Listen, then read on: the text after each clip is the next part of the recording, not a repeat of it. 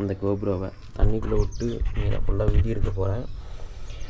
தண்ணிக்குள்ளே வந்து இது வந்து பார்த்திங்கன்னா தண்ணிக்குள்ளே உடனே டிஸ்பிளே ஏதாவது ஒன்று டச் ஆகி ஆட்டிக்கு முட்டிக்காக போயிடுது. கரெக்டாக வீடியோ எடுக்கவே முடியல.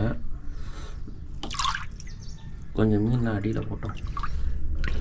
அப்போதான்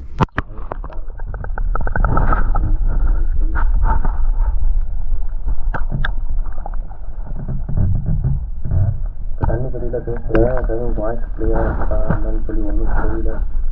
இருந்தாலும் அப்படியே கொண்டு வச்சுருந்தேன்.